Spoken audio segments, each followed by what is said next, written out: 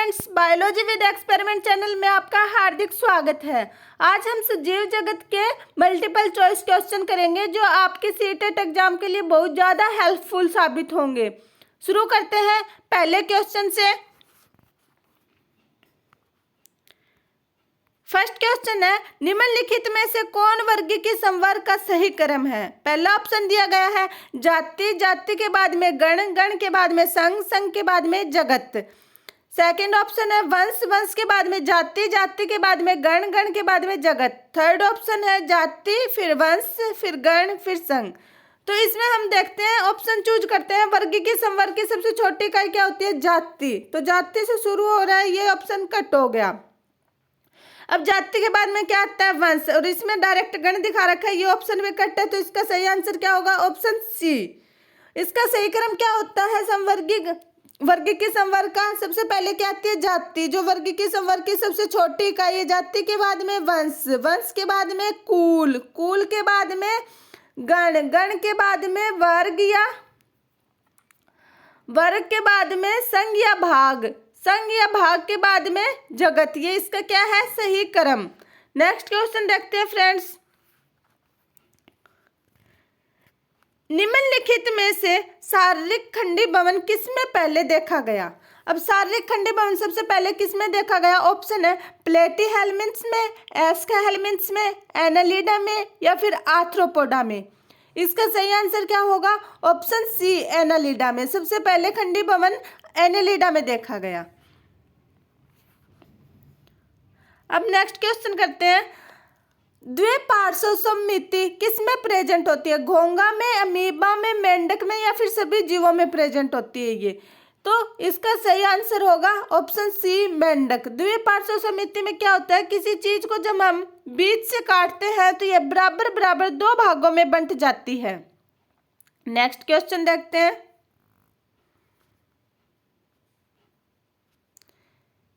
Linnaeus ने अपना वर्गीकरण कब प्रतिपादित किया, कौन से सन में किया, 1640 में, या 1735 में, या फिर 1785 में, या फिर 1872 में। इसका सही आंसर क्या होगा, ऑप्शन बी, 1735। अपना नेक्स्ट क्वेश्चन है, मोनेरा जगत के सदस्य होते हैं स्वपोषी, परपोषी, दोनों, या कोई नहीं। तो याद रखना है, मोनेरा जगत के सदस्य होते हैं स्वपोषी। स्वपोषी कौन से जीव होते हैं, जो अपना भोजन खुद बनाते हैं, और परपोषी कौन से होते हैं, जो अपने भोजन के लिए दूसरों पर निर्भर करते हैं। अब अपना नेक्स्ट क्वेश्चन है, सबसे लंबा पौधा किस पादप समूह का होता है। ऑप्शन दिया गया है टेरिडोफाइटा का, सेकंड ऑप्शन है द्विबीजपत्री का, थर्ड ऑप्शन है जिम्नोस्पर्म का, फोर्थ ऑप्शन है एक बीजपत्री का। तो इसका सही आंसर होगा फ्रेंड्स ऑप्शन सी, जिम्नोस्पर्म का। सबसे लंबा पौधा कौन सा होता है, चिकोए का। अब सेवंथ क्वेश्चन दिखाया गया है कि लाइकन में पाए जाने वाला शैवाल सामान्यतः होता है, कैसा होता है, भूरा, हरा, नीला हरा, या फिर लाल। इसका सही आंसर क्या होगा, ऑप्शन सी, नीला हरा।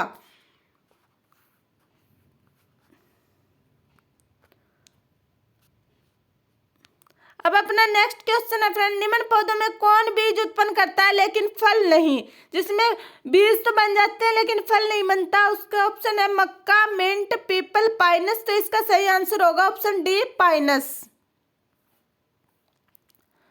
अब दिखाया गया है प्रोटिस्टा जुड़ा हुआ है। प्रोटिस्टा कौन से ऑर्गेनिज्म होते हैं, हेट्रोट्रॉफिक ऑर्गेनिज्म, फोटोऑटोट्रॉफ्स, कीमोऑटोट्रॉफ्स, या फिर सभी। इसका आंसर क्या होगा, ऑप्शन डी, सभी। हेट्रोट्रॉफ ऑर्गेनिज्म कौन से होते हैं, जो अपने भोजन के लिए दूसरों पर निर्भर करते हैं। फोटोऑटोट्रॉफ्स कौन से होते हैं, जो अपना भोजन प्रकाश संश्लेषण की क्रिया से खुद बनाते हैं। कीमोऑटोट्रॉफ्स कौन से होते हैं, जो अपना भोजन रासायनिक अभिक्रिया द्वारा बनाते हैं। अब देखते हैं शैवाल में पोषण विधि कैसी होती है, हेट्रोट्रॉफिक, कीमोऑटोट्रॉफ्स, स्फेरोट्रॉफिक, फोटोऑटोट्रॉफ्स। तो इसमें कैसी होगी, ऑप्शन डी, फोटोऑटोट्रॉफ्स।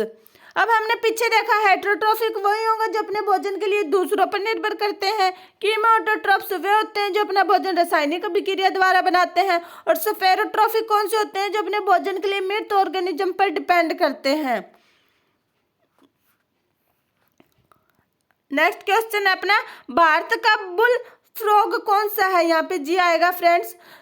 फर्स्ट ऑप्शन है राणा ट्रिग्रिना, राणा एस्कुलेंटा, राणा सेल्वेटिका एंड इनमें से कोई नहीं। तो इसका सही आंसर क्या होगा?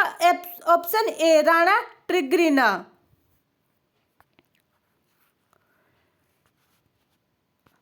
अब नेक्स्ट क्वेश्चन अपना ये दिखाया गया है कि किन प्राणियों में पौधे तथा जंतुओं के दोनों गुण पाए जाते हैं, जिसमें पौधे के गुण भी होते हैं और जंतुओं के भी। फर्स्ट ऑप्शन है पैरामेसियम, यूग्लिना, माइकोप्लाज्मा, बैक्टीरिया। तो इसका सही आंसर क्या होगा?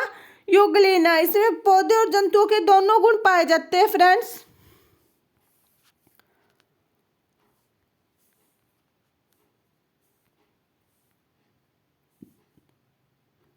चट्टान या पत्थर से सटे शैवाल क्या कहलाते हैं? चट्टान या पत्थर से सटे शैवाल क्या कहलाते हैं? ऑप्शन दिया गया सेमोफाइट्स, लिम्नोफाइट्स, लिथोफाइट्स, लेप्टोफाइट्स। तो इसका सही आंसर क्या होगा फ्रेंड्स? ऑप्शन सी लिथोफाइट्स कहलाएंगे। नेक्स्ट देखते हैं, कॉन्ट्रैक्टाइल वैक्यूल नहीं पाया जाता, किसमें एब्सेंट होता है कॉन्ट्रैक्टाइल वैक्यूल? स्लाइमोड्स में, स्पोरोजोल में, सार्कोडीना में, जूफ्लेट्स में। तो इसका सही आंसर क्या होगा? ऑप्शन बी स्पोरोजोल में। स्लाइमोड्स, सार्कोडीना और जूफ्लेट्स में कॉन्ट्रैक्टाइल वैक्यूल प्रेजेंट होता है। अब देखते हैं, वायरस का आनुवांशिक पदार्थ हो सकता है कौन कौन सा? डीएनए, आरएनए, डीएनए और आरएनए, डीएनए या आरएनए। तो इसका सही आंसर क्या होगा?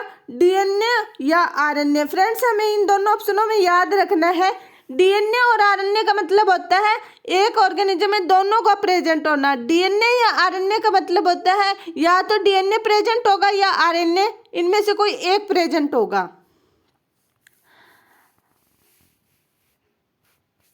अब देखते हैं, प्रोटोजोआ है, इसमें कॉन्ट्रैक्टाइल वैक्यूल है, वो उसका क्या उपयोग है? प्रोटोजोआ में कॉन्ट्रैक्टाइल वैक्यूल का उपयोग क्या होता है? प्रजनन के लिए, गति के लिए, पाचन के लिए या फिर ऑस्मो रेगुलेशन के लिए। इसका सही आंसर होगा ऑप्शन डी ऑस्मो रेगुलेशन के लिए।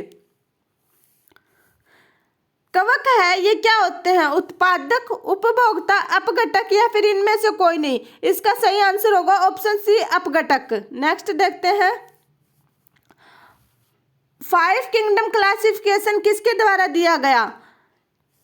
5 किंगडम क्लासिफिकेशन किसके द्वारा दिया गया? ऑप्शन है लीने, जॉन रे, विटेकर, लेमार्क। तो इसका सही आंसर क्या होगा? ऑप्शन सी विटेकर के द्वारा। और लीने के द्वारा कौन सा किंगडम क्लासिफिकेशन दिया गया? 2 किंगडम क्लासिफिकेशन। और सबसे पहले क्लासिफिकेशन के बारे में बताया तो अरस्तु ने था। और फिर द्विजगत प्रणाली लिनियस के द्वारा दी गई। और 3 जगत प्रणाली किसके द्वारा दी गई? हैक्कल के द्वारा। और 4 जगत प्रणाली कोपलैंड के द्वारा।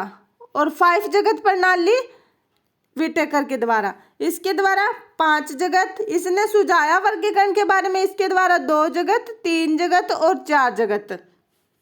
नेक्स्ट देखते हैं, एक कोशिकीय प्राणी के लिए प्रोटिस्टा शब्द का प्रयोग किसने किया? सबसे पहले किसने बताया? लिस्टर ने, पास्टर ने, हैक्कल ने, कोच ने। तो इसका सही आंसर होगा ऑप्शन सी हैक्कल ने।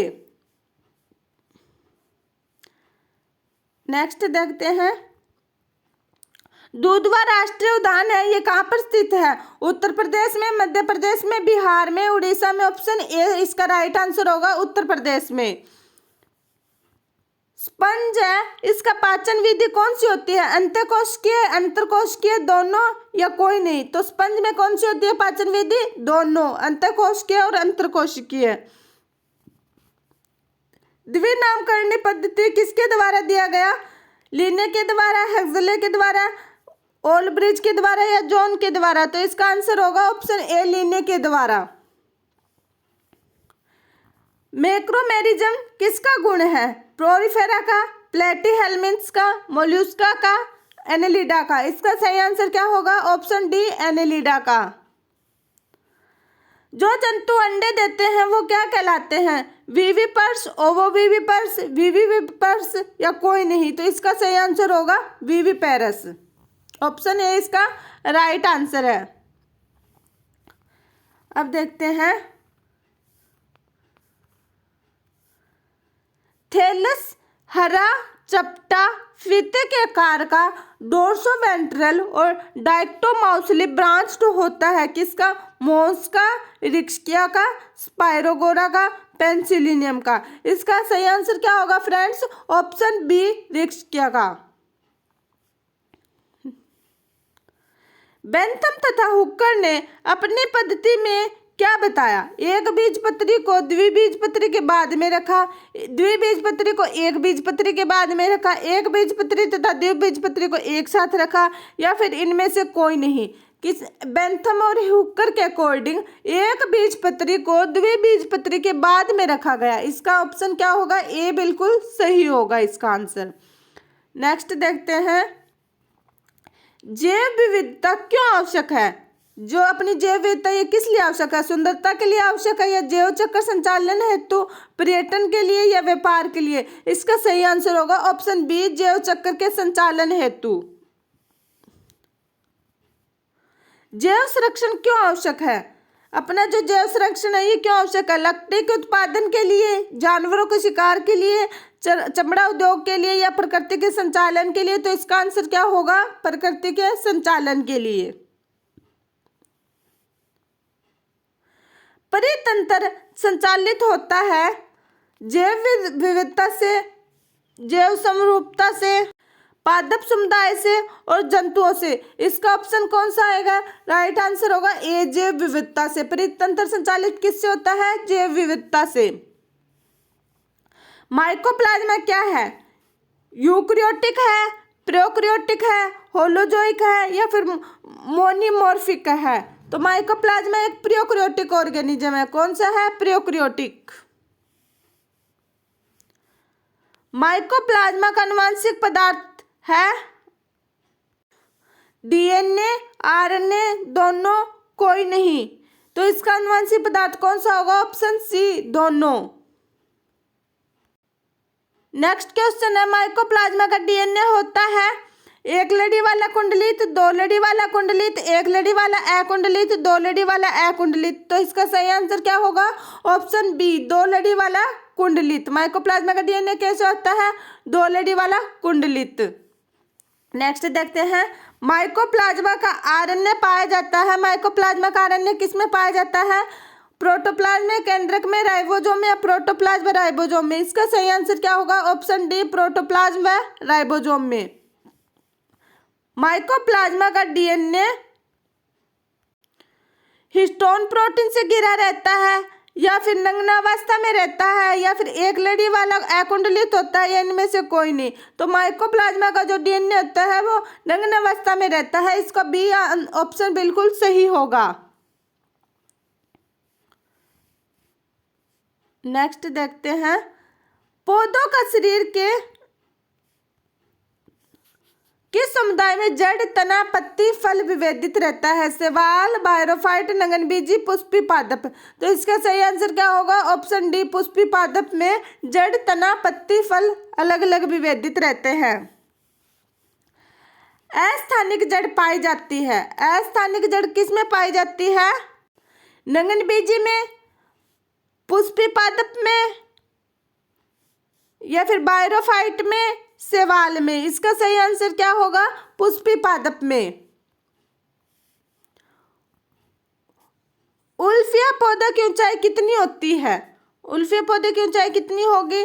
सूक्ष्मदर्शी, शाकीय, झाड़ी, लंबा पेड़? इसका आंसर होगा सूक्ष्मदर्शी। उल्फिया पौधे की ऊंचाई एक सूक्ष्मदर्शी होती है, मतलब बहुत ही कम होती है। जो सबसे लंबा पेड़ कौन सा होता है? उल्फिया का, सिकोए का, शीशम का, पीपल का? तो इसका सही आंसर क्या होगा? ऑप्शन बी सिकोए का। गेहूं का तना कैसा होता है? आरोही, काष्ठीय, खोखला, विपर्सी? इसका सही आंसर क्या होगा? ऑप्शन सी खोखला। पान की पत्ती का आकार कैसा होता है? रेखाकार, लटवाकार, गुद्दाकार, हृदयाकार। इसका सही आंसर क्या होगा? डी, ऑप्शन डी हृदयाकार। पान की पत्ती ऐसी होती है फ्रेंड्स, ऐसी शेप की होती है। बीज बड़े तथा वजनी होते हैं, किसके होते हैं? बेल के, कनेर के, बेर के, घास के। इसका सही आंसर क्या होगा? ऑप्शन बी कनेर के। फ्रेंड्स, आज हमने इम्पोर्टेंट 42 क्वेश्चन कर लिए हैं संजीव जगत के, और आपने अभी तक चैनल को सब्सक्राइब नहीं किया है तो प्लीज़ चैनल को जरूर सब्सक्राइब करें। और आपने अगर थ्योरेटिकल वीडियो देखनी है तो आपको सीटेट स्पेशल बैच 2023 के नाम से चैनल पर प्लेलिस्ट मिल जाएगी साइंस की, उस पर आपको साइंस की थ्योरेटिकल वीडियो भी मिलेंगे, उनको भी जरूर देखें। धन्यवाद।